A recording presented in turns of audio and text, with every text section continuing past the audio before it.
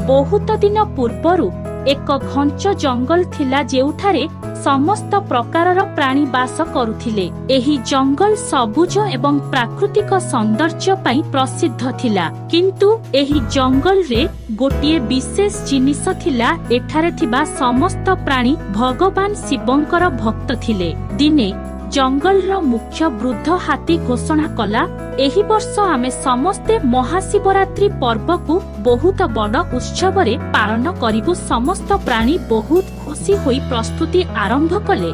मांकड़ माने गछरु बेलपत्र संग्रह कले, हाथी माने गंगा जल आनिबा पई सुंडरे पानी भर्ती कले, मयूर एवं पारा माने शिव भजन गाइबा पई प्रस्तुति आरंभ कले एवं गुंडुची माने सुंदर फूलर फूल तैयारी करिबा आरंभ कले।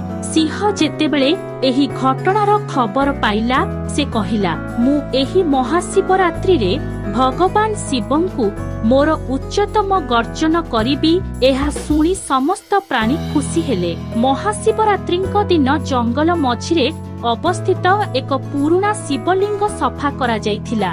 समस्त पशु माने सेमानंकर उपहार सहित सेठारे पहुंचिले।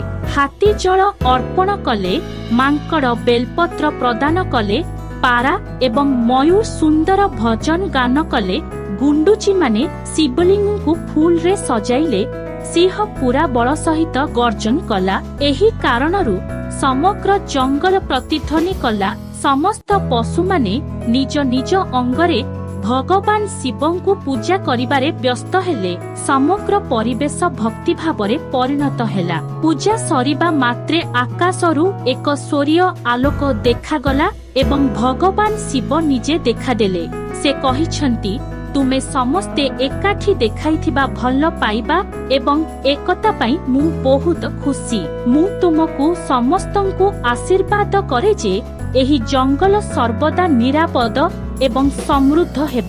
भगवान शिवंक दर्शन पाइबा परे समस्त प्राणी आशीर्वाद प्राप्त होइथिले।